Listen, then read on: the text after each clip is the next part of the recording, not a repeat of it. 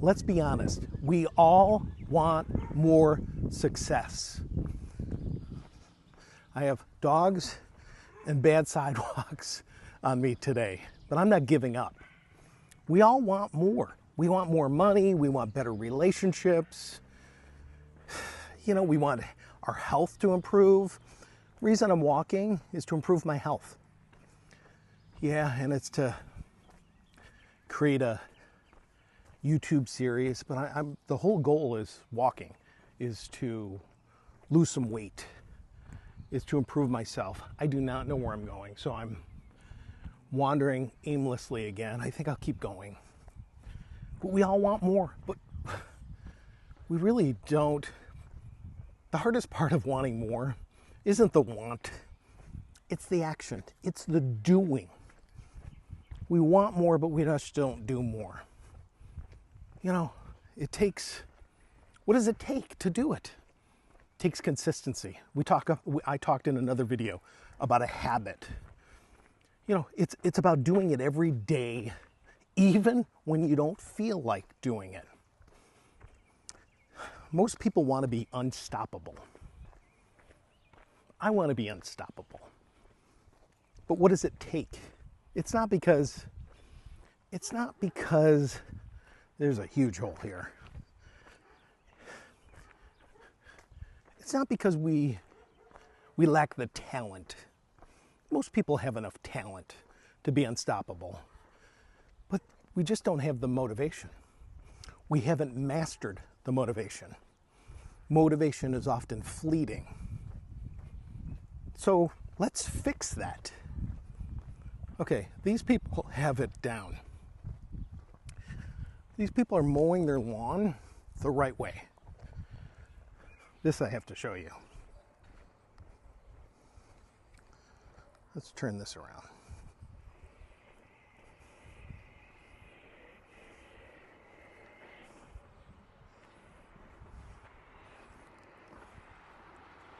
This guy's working hard on mowing his lawn. He's actually doing something else, but look at this.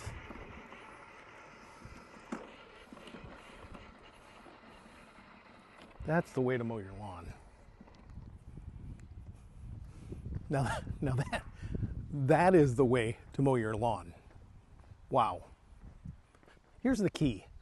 Stop waiting for motivation to happen. It's not a lightning bolt. It's not something that you have to wait for. Motivation is something that you build. It's like a habit.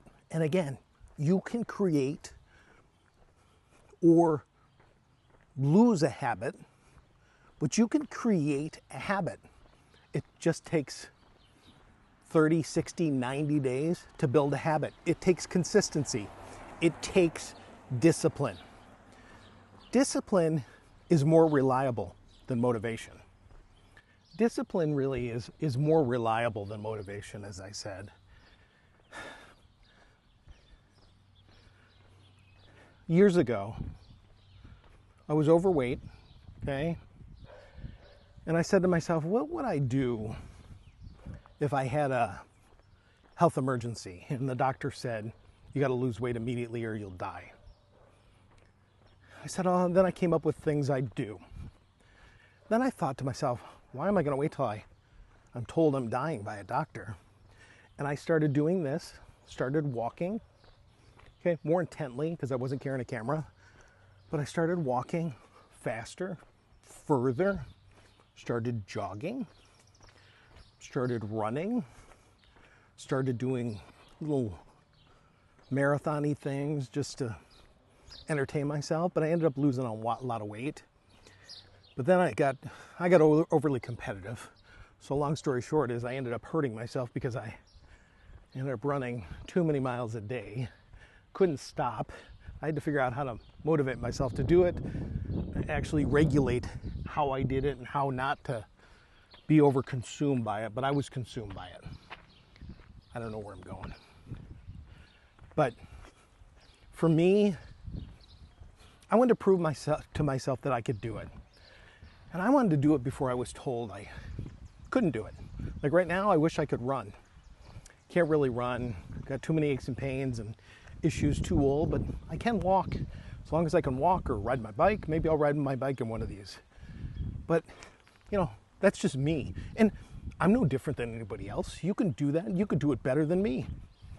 Like that, doing it every day changed my life for a long time. It showed me that I can do it.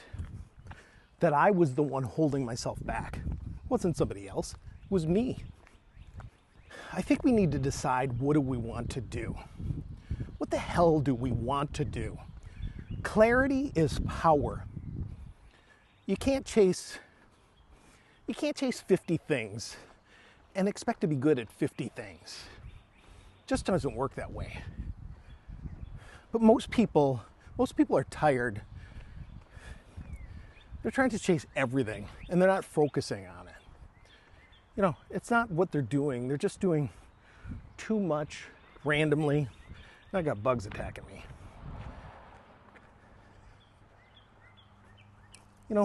And I think doing a lot, there's nothing wrong with doing a lot.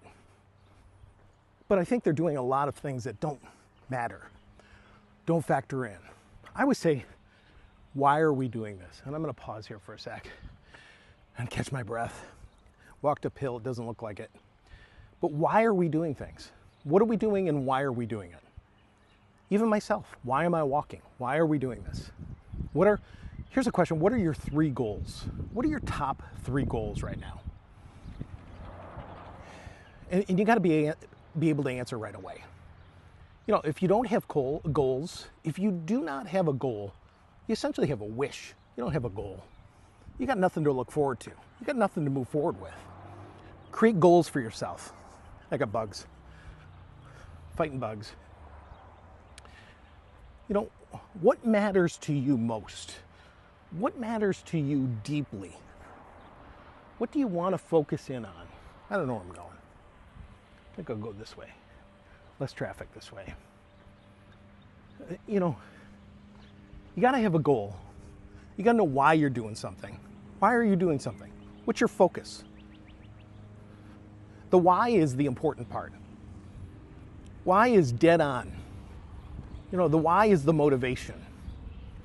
Let me give you a quote. Brian Tracy had an idea. You don't just need a desire. You need emotionally driven goals. Just like I said about, what if a doctor told me you had to do it or you're going to die?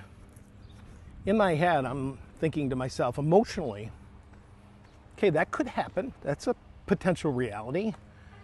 And I hate when others control me. Okay, I want to be in control. So I wanted to be in control of my destiny. So what did I do? I took the initiative. For me, it was emotionally charging. The desire was for me to do what I wanted to do and be in control of that and do those things. I was emotionally charged about taking control of my health. Yeah, now I ask myself, am I emotionally charged about taking control of my health right now? Boy, I'm saying this out loud. I'm probably not. If I was, I'd probably be a lot more sweaty than I am right now. But the reason that people quit their goals halfway really has to do with more that they weren't connected to them emotionally. There was never strong enough reason to accomplish your goals. Here's a question. Why do you want something? Forget the money part of it, okay? Forget the image part of it. Get to the emotional part of it. Why do you want something? What's the emotion behind it? That emotion is going to be the driver to help you accomplish that goal. So how do you take action?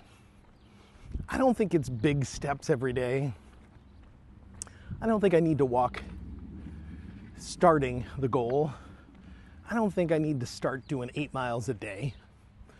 I need to take a couple steps a day. I need to do a mile a day. I need to get out of my house and just start walking. It's really the little action that results in further action and results in habit. If you do something on a daily basis, it's progress. It's mission accomplished.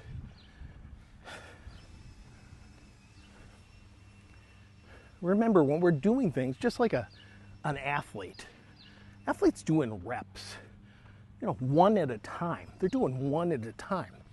It's not multiple. They're not trying to do 10. They're just 1, 2.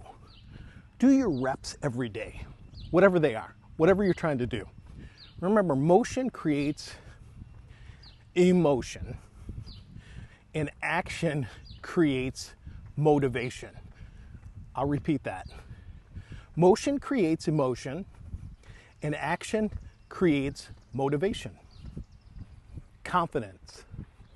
Confidence isn't a feeling. Confidence is a side effect.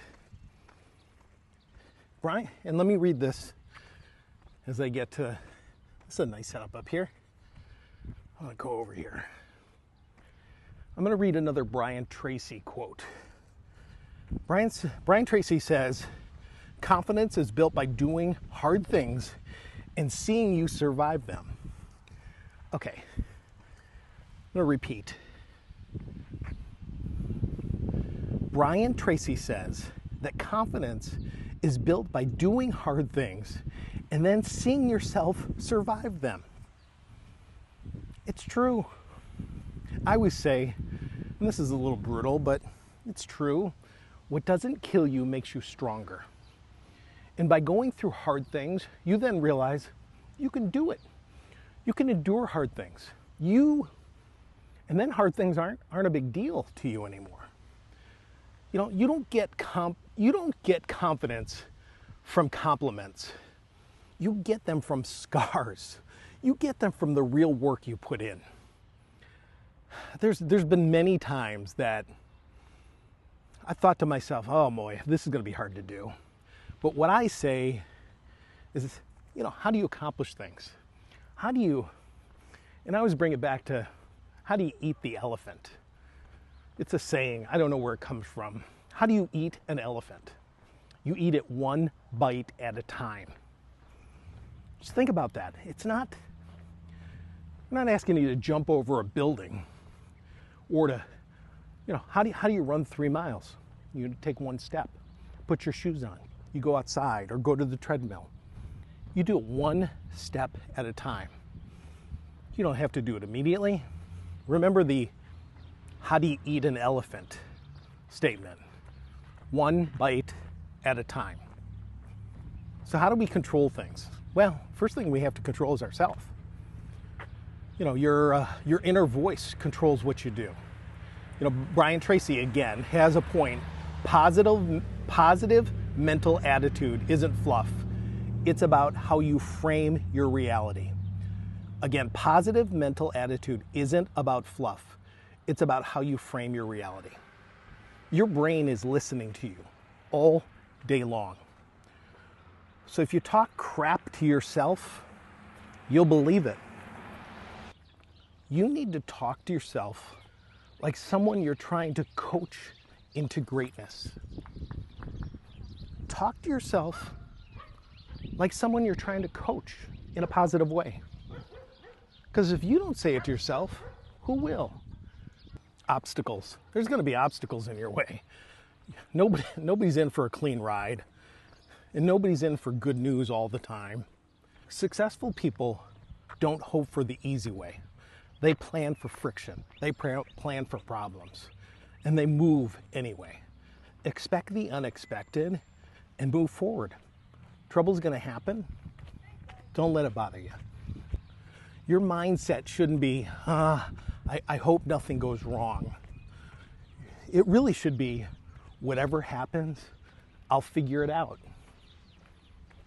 Whatever happens, you can figure it out. It's true. Don't plan for nothing to happen, because it will happen. Problems will happen. They're going to happen. You try to avoid them, but they're going to happen, but you can handle it. You're no different than me. Problems are opportunities often, learning opportunities. You learn from your mistakes. Don't make the same mistake twice. that makes you, doesn't make it a mistake. Oh my goodness. There's a baby deer right here. I did not see this. Look at the baby deer. I did not even see her.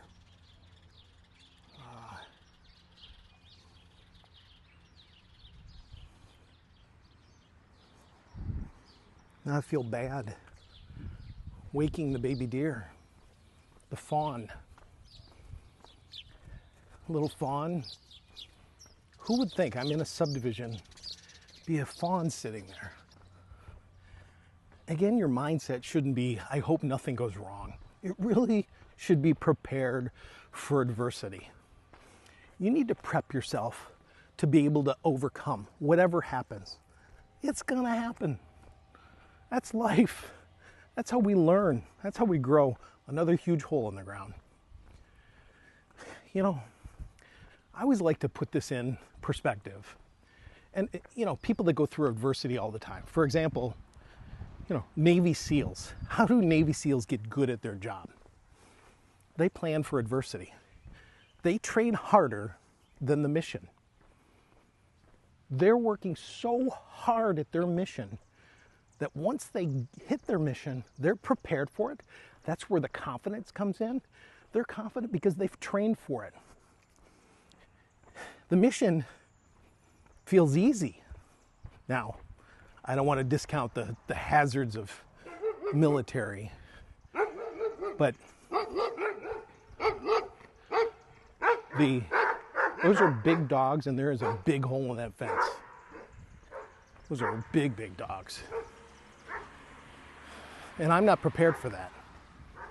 My selfie stick would be beating them.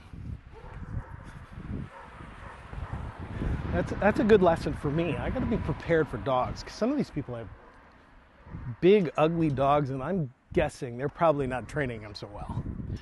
Those dogs are ticked. Wow. But Navy SEALs train hard, aggressive, all the time. So when that mission hits,